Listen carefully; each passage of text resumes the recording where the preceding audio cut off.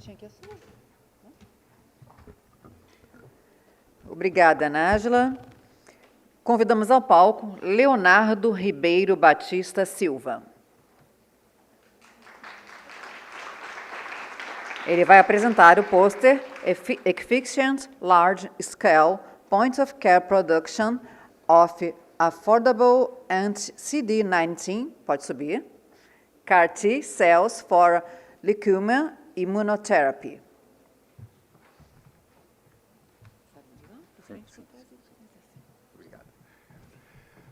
Boa tarde a todos. Primeiro, eu gostaria de agradecer à comissão organizadora por ter convidado e ter dado a oportunidade de apresentar um pouco do trabalho que a gente tem desenvolvido no INCA. E hoje eu vou falar um pouco sobre um dos projetos que nós temos desenvolvidos lá no Instituto Nacional do Câncer, que é a produção ou a manufatura de células CAR-T no local onde os pacientes eles vão ser eventualmente tratados. Bem, então a Nájila já me deu uma ajuda com alguns conceitos, mas só voltando aqui, né, o que seria o CAR? Né? A sigla CAR significa receptor quimérico de antígeno. E é receptor quimérico de antígeno porque é um receptor artificial que é uma quimera, né, onde você tem ali qualidades, né, ou características do receptor de células T com os anticorpos. Então, você tem uma porção, você tem uma porção SC-FV, que ela é capaz de reconhecer o antígeno tumoral e um domínio intracelular com domínios co-estimulatórios de ativação dessas células T. E como é produzida uma célula CAR? Basicamente, você retira as células do paciente, modifica elas geneticamente para que elas possam expressar o receptor quimérico, expande essas células de modo ex vivo e depois reintroduz essas células no paciente. Atualmente, existem 4 produtos com registro comercial já no Brasil, né, que são produtos baseados em células CAR-T anti-CD19 e um o BCMA, que é o Yescarta.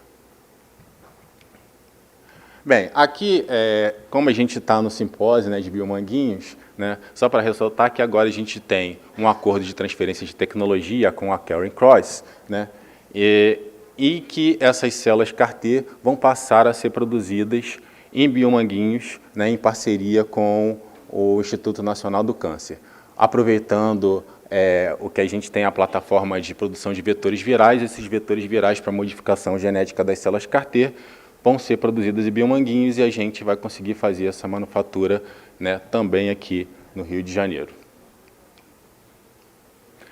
Bem, hoje em dia, o processo de manufatura, né, ele tem essa característica, que se baseia desde a leucoférese do paciente, cria a preservação desses leucócitos, e aí você envia essas células congeladas para o local, para os centros de manufatura. Essas células, no centro de manufatura, elas são ativadas e você expande essas células e modifica essas células geneticamente, utilizando vetores virais.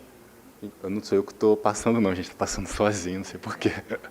Bem, e aí, ao modificar essas células geneticamente, expandir elas de modo ex vivo, né, essas células passam por um controle de qualidade e são transportadas de volta para o hospital, onde os pacientes vão receber os cuidados e vão ser infundidas essas células nos pacientes. Então, esse é como ocorre hoje a manufatura das células CAR-T.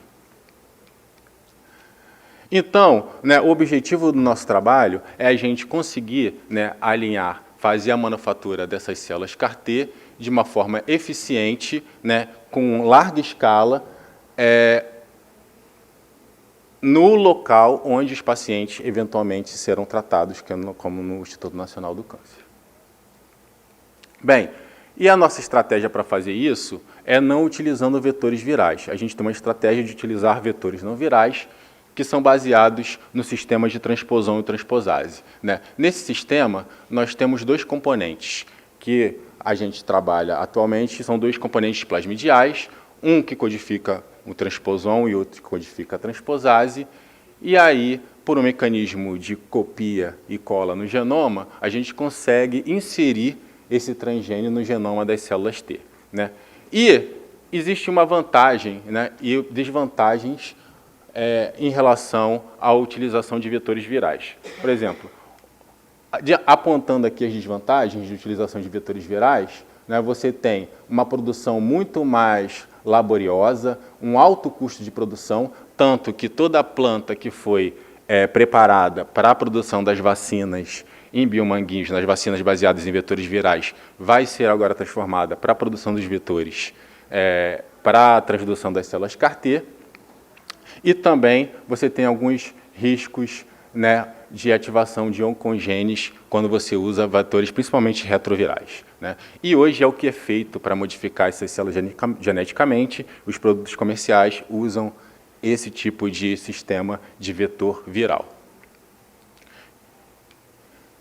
Então, a gente começou primeiro fazendo alguns dados de pequena escala, onde a gente mostra que a gente é capaz de gerar essas células, e essas células elas são eficientes, né, no controle do tumor, onde a gente mostra aqui que essas células, né, 19BBZ, são as células com CAR-T. Então, a gente tem aqui os animais foram inoculados com um tumor que é capaz, com uma célula tumoral capaz de expressar a luciferase. Então, você tem aqui, por bioluminescência, você acompanha a progressão tumoral, e os animais que foram tratados com as células CAR-T, você tem aqui uma regressão da progressão desse tumor.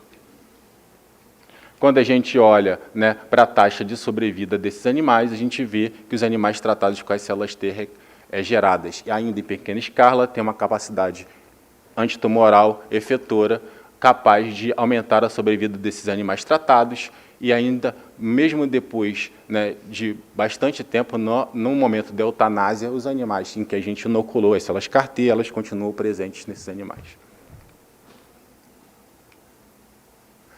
Então, a ideia, né, desse projeto, obviamente, é fazer com que a nossa ferramenta de modificação genética, né, e manufatura das células CAR-T seja viável, e agora aumentando a escala da produção dessas células. Então, o fluxo, né, de produção dessas células é através de sangue periférico de pacientes. A gente eletropora essas células para inserir os transgenes com os vetores plasmidiais e utiliza essas garrafas, né, de 1 litro, chamadas garrafas de Durex M100, né, onde a gente consegue produzir uma grande quantidade de células.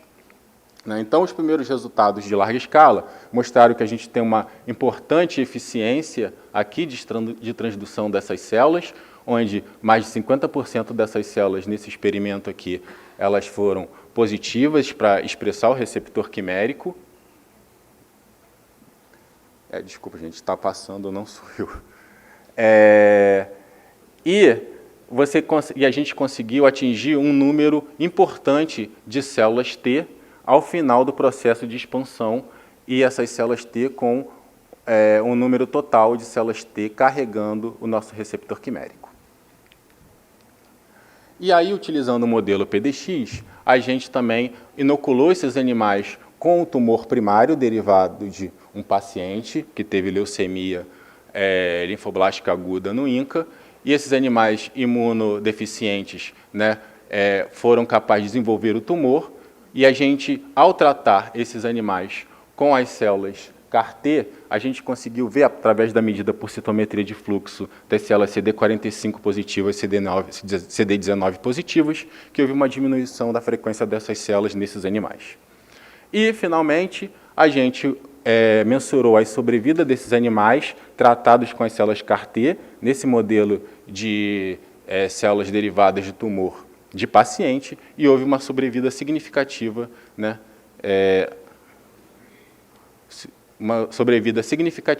né, desses animais que foram tratados com as células CAR-T geradas no protocolo de larga escala. Então, como perspectiva, né, do nosso trabalho, é que a gente foi capaz de gerar essas células CAR-T com uma importante capacidade antitumoral, numa quantidade, né, de células suficientemente para que a gente possa tratar um paciente no local onde os pacientes são atendidos, tá? Que esse local, né, que é o Centro de Processamento Celular, que fica localizado lá no INCA, e num baixo custo comparado com as células CAR-T que são geradas com vetores virais. Né? Então, queria agradecer a todos. Aqui está o nosso grupo, o Dr. Martim, que é o coordenador desse trabalho, né, as agências de fomento, e muito obrigado.